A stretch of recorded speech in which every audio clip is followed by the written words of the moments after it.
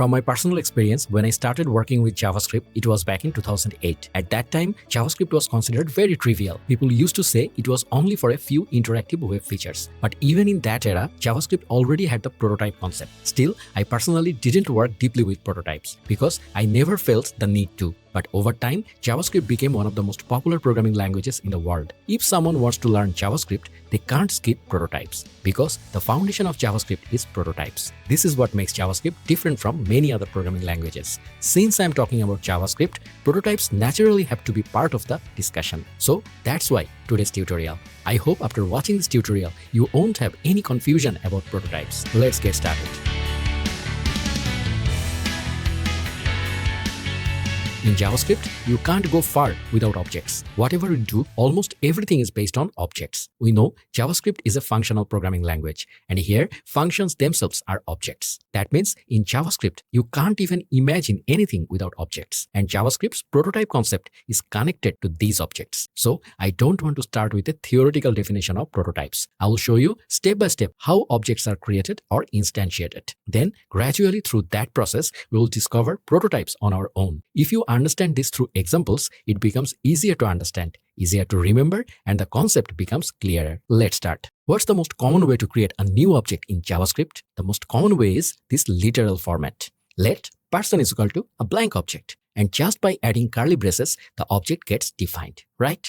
So person is a blank object. Now, if we want to add properties to the person object, how do we do that? Usually, we do it with dot notation. So we write person.name is equal to Messi. So now we give the person a name Messi. Next, let's add age. Person.age is equal to 38. Now, if we want to add any method or function to the person object, we can do that with the same rule. In JavaScript, functions behave like variables, and functions themselves are objects. So they can be stored as object properties. So let's say we want to add a function inside the person object. For example, humans eat. So we will create a function called eat. Person.eat is equal to function. Then we will print something inside the function. So I will write here console.log person is eating.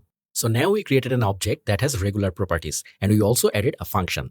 Now let's create another function. What comes after eating? Sleeping. So let's create another function called sleep. Person.sleep is equal to function. And inside this function, I will also write console.log person is sleeping. So we created a person object and added different properties and functions to it. But in real life applications, we may need to create many such person objects, right? In object-oriented programming, in large applications, we work with many objects. Let's say instead of person here, we need to work with user objects and create many users. So what can we do in that kind of situation? We can simplify this a bit instead of doing person.eat, person.sleep separately every time. But before that, let's cut the whole code we wrote. Now I will define a function. Function person name age. I named the function person and passed name and age as parameters. Now inside this function body, I will paste the code we cut earlier. So here we had person.name is equal to Messi. Instead of hardcoding Messi, since we took name as a parameter, I'll write person.name is equal to name. That means instead of a hardcoded name, now we are dynamically taking the name from the parameter. And similarly for age, I'll write person.age is equal to age. That means instead of the hardcoded 38, I'm taking age from the parameter. This part should be very clear to everyone. And finally, since I made this a function, I want an object back. So at the end, I will return the object from inside the person function. Return person. Alright, so this way we did the same thing as before. We know functions themselves are objects. To see that, here's what we can do. Console.dir person. This dir is actually a slightly more advanced version of console log. We just passed person. We didn't call it. So what happened? If we look in the browser console, we get an object. Functions are actually nothing special. In JavaScript, functions are just another kind of object. So just like person is an object, functions are also objects. So we can create objects this way too. We took the behavior of this person object, meaning all kinds of properties and methods, and put it into a function. Now, if we want to create a real person, what do? Let's say the person's name is Messi. Then we can write Messi is equal to person and pass Messi and 38. That means we are calling the person function and passing Messi as the name parameter and 38 as the age parameter. So by doing this, we are creating a new person named Messi. Again, if we want to create another person, let's say Neymar, then we can write Neymar is equal to person and pass Neymar and 33. That means our Neymar is created. So we haven't learned anything new yet, but I just showed you how to create a function. Return an object from inside it and use that function to create real life-like objects. But now we can create many people using this person function. But is there any problem here? Can you guess? Well, when we have only 2 persons in our program, it's not a big deal. But in larger applications, creating so many objects will fill up memory. So if there are countless persons like this and we create each one separately with its own methods, performance will be affected in large applications. So to avoid that, what you can do is share the methods. That means the methods that are common in our person function, the methods both Messi and Neymar share, like eat and sleep, can be kept in a separate common object. Then when we create person objects, we can reference those methods. What I'm trying to say is, when we create Messi and Neymar, we are creating everything twice. That means when the person function is called for Messi, eat and sleep are created again. Then when it's called for Neymar, eat and sleep are created again. In one word, the body of the person functions run every time person is called. But we can avoid that. So above, I wrote a new variable, person methods is equal to blank. I created an object called person methods. Inside this, we'll keep the methods we want to share, the common methods. In our case, person mainly has eat and sleep. I copied these 2 methods and moved them into the person methods object. Using shorthand method syntax, we wrote in person methods. So now we have 2 methods inside a separate object, and those methods are in person methods. Now, what can I do? Inside the person function, instead of creating the methods directly, I can reference them from person methods. We know that when we reference something from an object, nothing new is created. The methods in person methods won't be created again because they are already there. I can just reference eat and sleep from inside the person function. Like this, earlier inside the person function body, we had person.eat as a function. Now instead, I will write person.is is equal to person methods.eat. I referenced eat from person methods. And similarly, for sleep, I will write person.sleep is equal to person methods.sleep. So person now references person methods.sleep as well. What does that mean? No matter how many people we create now, all of them will use the same eat and sleep methods. Person methods is just one object. It isn't being recreated again and again. So a lot of memory is saved. Now we are not recreating these methods repeatedly. So it looks like all problems are solved. But still, one problem remains. Can you guess what it is? If we introduce another method in person methods, let's say play, and write inside it console.log person is playing, then we will have to go back to the person function and reference that play method there too. That means we have to change code in 2 places. That's a bit annoying because we are basically working inside the person object, and every time we need to reference from another separate object, that's definitely not a nice approach. We can see that clearly. So what can we do? We don't want this. We want person to be able to automatically access whatever methods exist in person methods whenever it needs them. To do that, we will use a JavaScript feature called Object.create. We already created objects using functions. Now we can also create objects using Object.create. If you don't know Object.create, no problem, I will explain it. First, let's see how Object.create works. For understanding, we will take a simple object. Captain is equal to a blank object. Now we created an object named Captain. Let's add some properties to it. Name Messi, age 38, and country Argentina. Now let's create another new object. We will write player is equal to Object.create captain. Here, using Object.create, we created a new object in the player variable based on the captain object. That means using captain, we created a new object called player. That's what Object.create does. So how is this actually working? We did Object.create, and now if we log player, let's write console.log player. What do we get in the log? We get a blank object. That means there's nothing inside the player. But I'm saying I created player from captain. So what's the benefit then? I'm still getting blank object. Okay, yes, it looks blank. But if I write console.log player.name, now look, the output is Messi. Player is blank, but when we access player's properties, it's getting the properties from captain. Similarly, if I write player.age, I get age too. So even though player looks empty, we can still access values through player. That means the child object can access the parent's properties. But how is that happening? Player is actually blank. This is Object.create's behavior. JavaScript understands that when we use Object.create, player is the child and captain is the parent. When we write player.age, JavaScript first checks whether age exists in player. It doesn't, so it looks in the parent. That means captain. That's why we can access captain's properties through player.name or player.age. It checks whether captain has age, sees that yes, age exists, and then gives that value as the default. In other words, JavaScript is doing something extra smart here. This extra smartness was designed to make the programmer's life easier, but it also creates confusion sometimes because the behavior feels a bit unexpected. We think, bro, player logs as blank, but when I access properties, I get values. Yes, that is exactly Object.create's behavior. But how does it work? This is possible because of prototypes. Object.create behaves this way because of prototypes. For now, just remember this much. With Object.create, a child can access the parent's properties. We still haven't fully learned prototypes. I just introduced the name. We'll see how it works later. Now, let's go back to the previous example. Inside the person function, earlier we wrote person is equal to blank, a blank object. Now, instead of that, we will write Object.create and pass person methods. Here, person methods will be the parent of person. So now, what can we expect? The person object will automatically be able to access all methods in person methods, and we won't have to reference them separately anymore. Now, assume the code below doesn't exist. Just below the Object.create line, let's write console.log person. Then we'll get a blank object. If we check in the browser, yes, we really get a blank object. It's showing a blank object twice because earlier we called person twice for Messi and Neymar, so it logs twice. Even though person is blank, properties like person.name and person.age don't exist in the parent,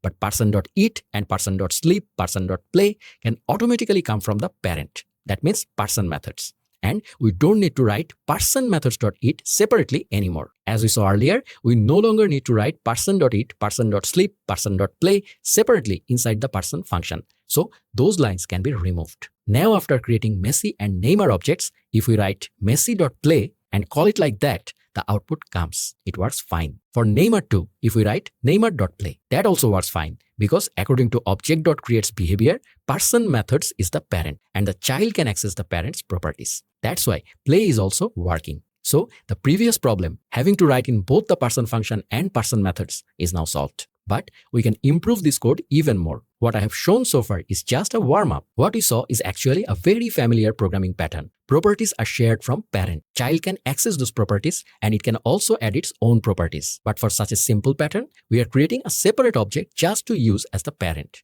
Meaning we need help from another object outside person. That can feel a little inconvenient. There should be something built in for this. And JavaScript does have it. In a popular language like JavaScript, when we create objects, the parent's properties should be easily available to the child without needing a separate object reference. JavaScript has exactly that option. This is where prototypes come in. Now, we will understand what prototypes are. Instead of starting with a theoretical definition, let's first see an example. Let's write a simple function. Function test. So, we created a function called test. It does nothing, completely blank. We know functions are objects. Even though test does nothing, if we write console.log test.prototype, look, we get something. We can see the test function's body, and inside it, we can see prototype as a property. And just write console.dir test. Then we can also see that there's a property named prototype inside the function body. When we check test.prototype, we can see constructor function. Prototype is actually nothing mysterious. What we are seeing here, that is the prototype.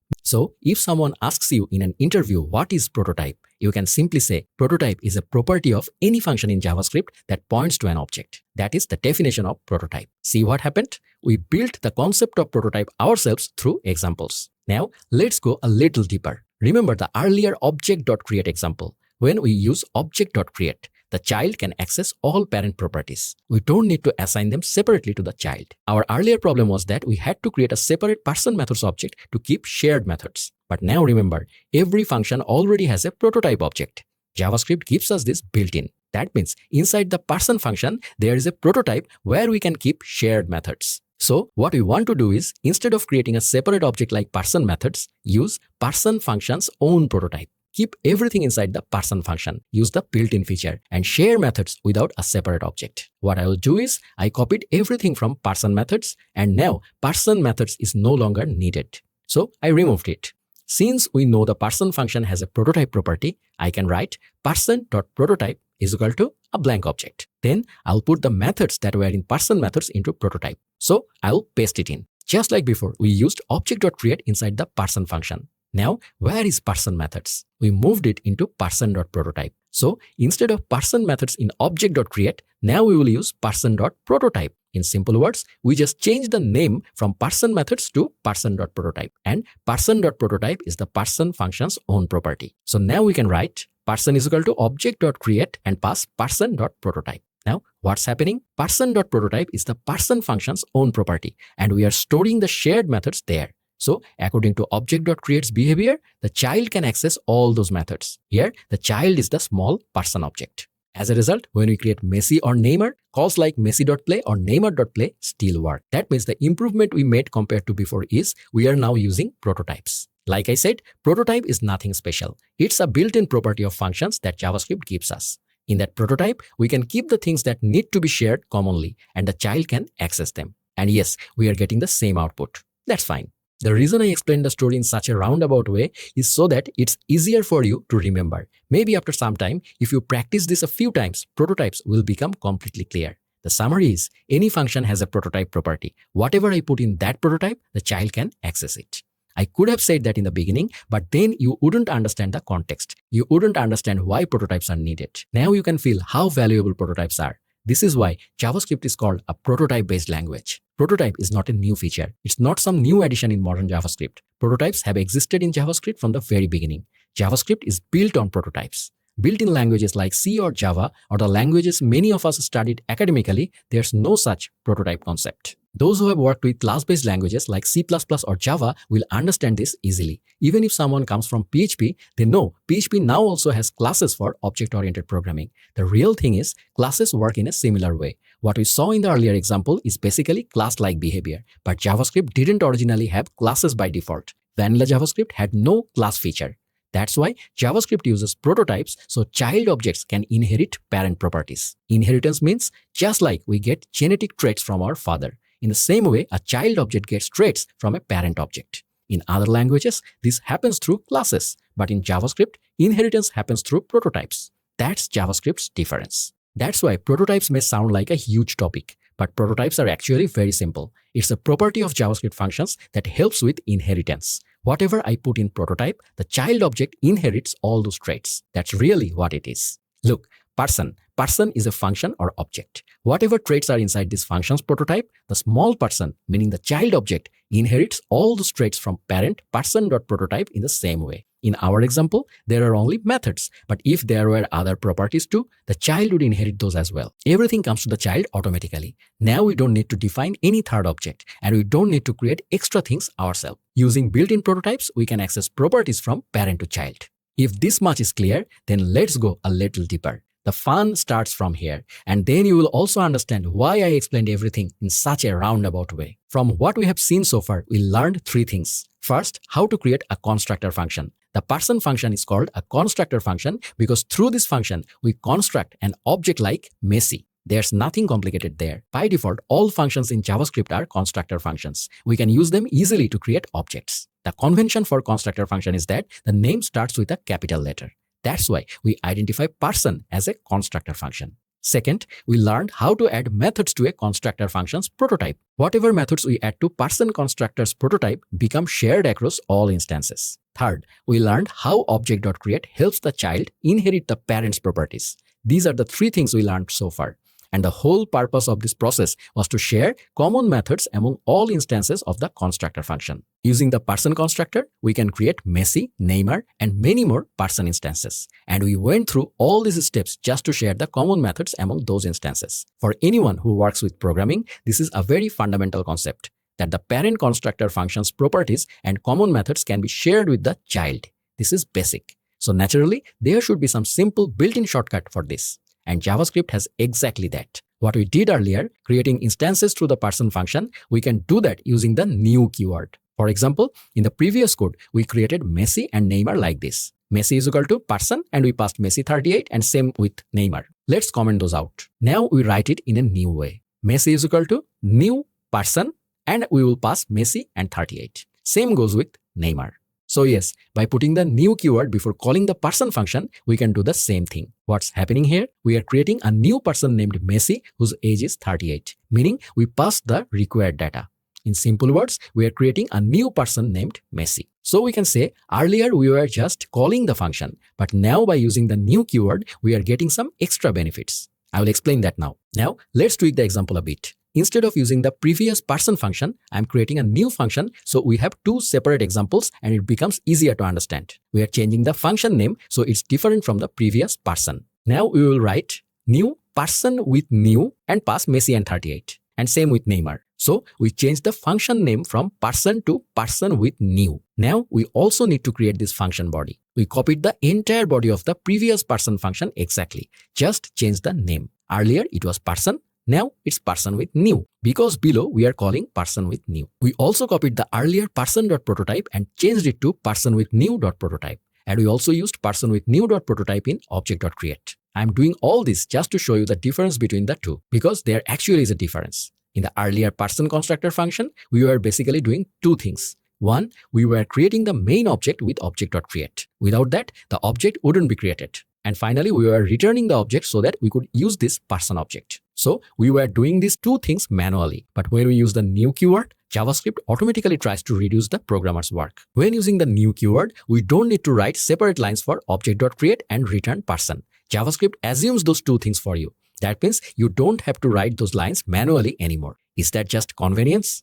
No, it doesn't stop there. JavaScript is also saying, since you don't need to write those two lines, let me make this even easier. So JavaScript itself internally writes the Object.create and return lines. I commented out the Object.create and return person lines. Now think about this. Earlier I wrote Object.create and passed person.prototype. When JavaScript does this internally, it doesn't know or care about the variable name person. It won't use the name we gave. JavaScript uses this instead of person. This, THIS, and it also returns this automatically instead of person. That means when we used to create let person manually, JavaScript now creates it internally as this. Just keep this much in mind for now. This behaves exactly the same as before when we created objects by calling normal functions. Back then, we had to manually write let person is equal to Object.create. But when we write new person with new, JavaScript itself internally writes the let person and return person lines. So now we can assume those two lines already exist. We only need to assign the properties.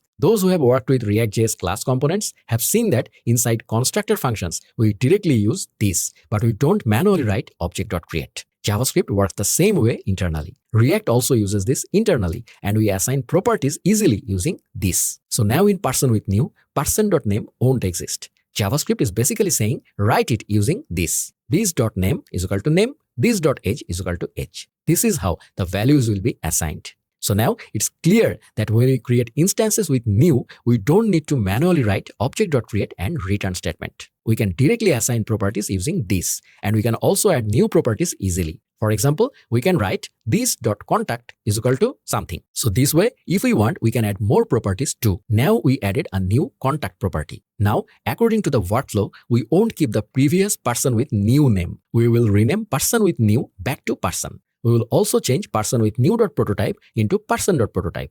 And we will update all function calls below accordingly. We will just use person instead of new person with new. Now, let's see if it works. If we do messy.play, can we access it? Let's check in the console. Similarly, namer will also work fine. So this is our journey. JavaScript now supports classes too, and prototypes play a very important role here. So now let's convert everything we have done so far into a complete class. If we use the familiar class syntax, we won't have to deal with prototypes directly anymore. So let's convert the programs we have written so far into a class. To make it easier to understand, we will keep the person constructor function at the top for now, so you can compare the two side by side. We already know person is a constructor function. A class also has a constructor function. We will name the class person as well. So we write class person. We are using the same name as the person function. Inside class person, there will be a constructor function.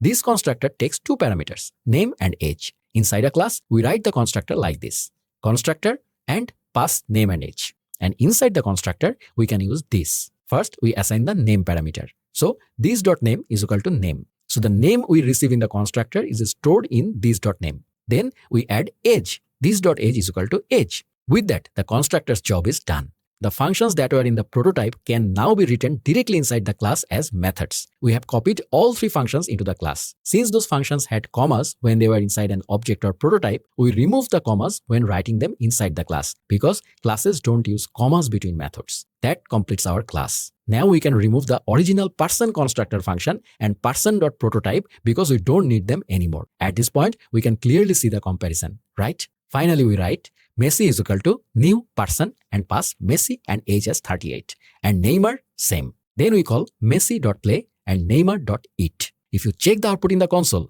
you will see the exact same result as before. Whatever output we are getting earlier, we are getting the same thing now. So this is how we converted prototype-based code into modern class syntax. So by understanding prototypes, we learned a lot of things. We saw how objects can be created. We learned 3 ways: with functions, with Object.create, and with the new keyword.